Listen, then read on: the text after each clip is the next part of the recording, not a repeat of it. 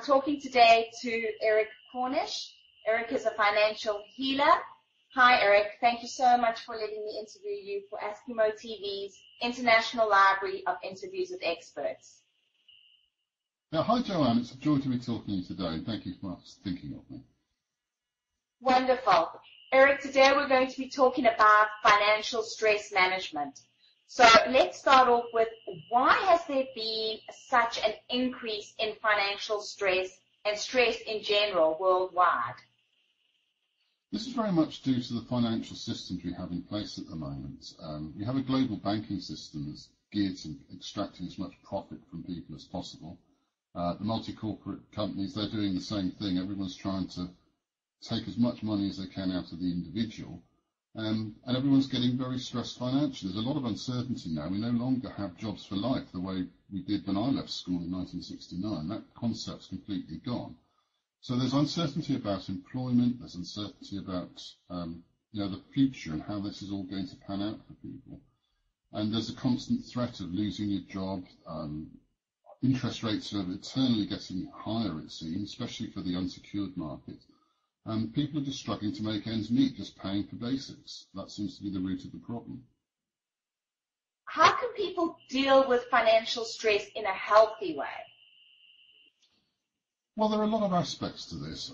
There are key lifestyle choices. Obviously, it helps enormously for people who are regularly exercising, eating a good diet, and meditating as a general lifestyle choice. Specifically within the financial world, to be financially fit and healthy makes a lot of sense as well, which means regularly looking at the bank statements, doing an analysis every month of what you're actually spending your money on, looking at what you need to be spending your money on. We find a lot of people, they've got old life assurance policies going back for years relating to mortgages which have long since gone.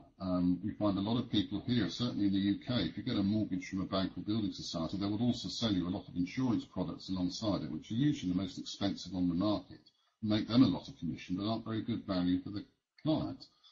So we always recommend a sort of financial fitness test just to see exactly where you are now. The problem comes is that as the stresses start to mount, people stop opening the envelopes because they're worried about their financial situation. And that starts a downward spiral of stress around debt, which what I'm trying to do here is to stop that spiral and start saying, okay, well, how do we address this now and move forward in a positive manner? What strategies do you have for people in trying to stop the cycle of debt? What's the first step in the process? To see exactly where you are.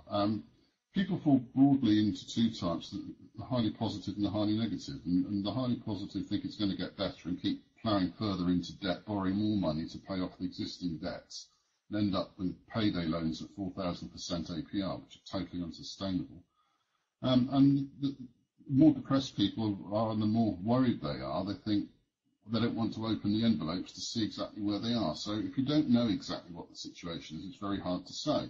I've had some people who've actually got no debt at all, but are worried they might get debt one day and have gone into deep stress about what might happen. And others say, well, I've got £100,000 worth of credit card debt, but it's unsecured, it's their problem, they can do what they like, they can't get the house. Which is all very well for them, but very often the wife's at home getting the telephone calls and the bailiffs coming to the door and having to deal with the problem. So we have to look at the overall situation and how, either individually or as a couple, they're going to deal with what's going on and how to change direction, to go off in a direction that won't make the debt issue bigger. Do you believe in having a budget? Can this help reduce stress, and why? Yeah, it does. It's absolutely essential. For a start, it tells you exactly where you are and what's happening. And then every month, as the bank statements arrive, you can actually set up a set of accounts. You need to have your basic account to pay the bills, your contingency fund for the rainy day money for when the car goes wrong or something drastic happens, and a fun money pot. And every month, the joy of opening the bank statements should be to find out how much money you can put into the fun money pot, which is going to pay for the holidays and the Christmas presents and the nice things in life. So you need to be able to do that. Now, if you get to the point where you're not even able to fund the day-to-day expenses, the rent, the rates, the utility bills, food and whatever, and you're having to borrow more money every month, that's the first warning sign. And once these warning signs start to flash, you need to be taking action very quickly because things do spiral down very, very fast, especially with the emotional stresses around debt.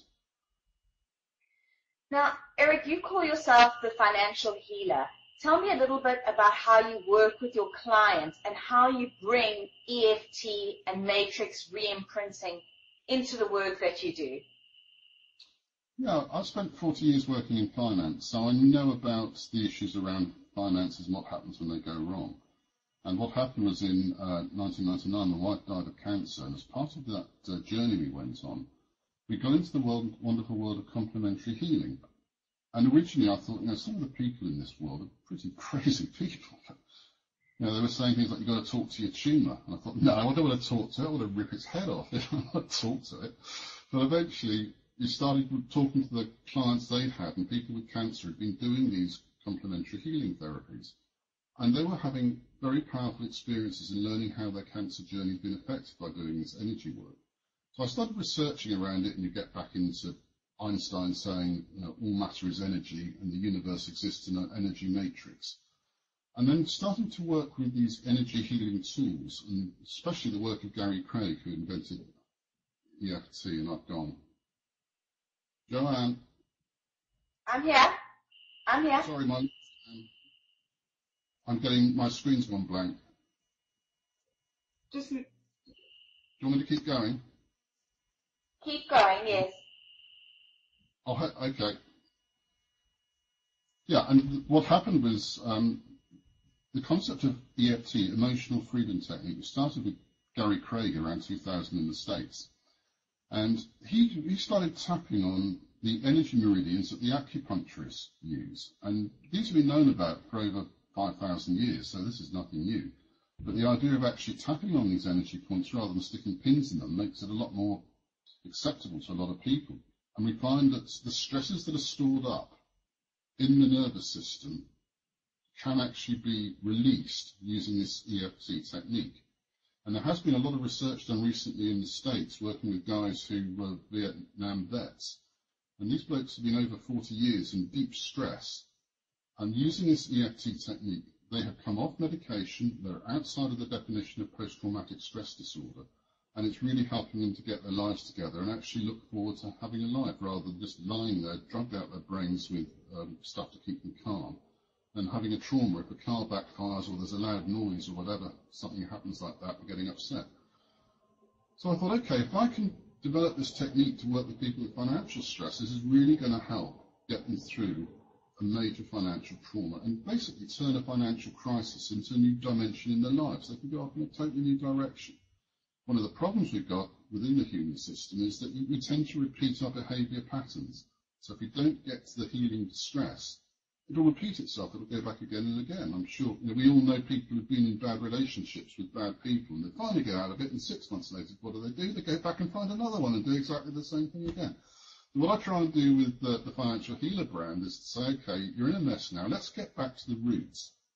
And what happens here is that we use the EFT tapping technique. We take the stress out of the immediate situation. We actually deal financially with what needs to be dealt with. But then we go back to, well, what was happening in childhood? What were your parents' ideas around money? And we start diving into, okay, where were the traumas? What was going on? People have said stuff like, when they were 3 or 4 years old, they can remember their parents saying, we wish we'd never had that kid. We could have gone on holiday if we hadn't had that kid. This is major trauma for a small person. And these traumas stay locked in the nervous system and play themselves out through the years in relationships or in finance or whatever.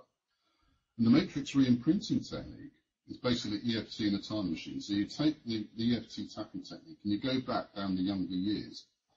The interesting thing comes by the time you get to a 3 or 4 year old who's feeling a trauma about being shouted at or parents shouting at each other about money, they can start remembering back into the womb and sometimes beyond. And this is where it can get quite exciting.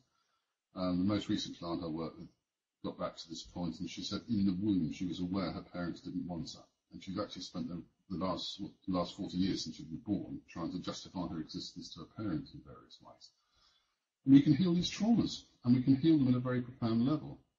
And at each moment that we do a major re-imprint of a traumatic situation in the younger years, we also ask the highest possible future self for this lifetime just to come into the scene that we've created there and tell us about what can be done with this lifetime now that we've healed this trauma. What direction can we go in that we never dared to go and never thought we were worthy of going in? And then we go back into left brain mode and put together the business plan to get them to where they want to go. So it's a pretty comprehensive package. Thank you, Erik. Thank you so much for talking to me today. Well,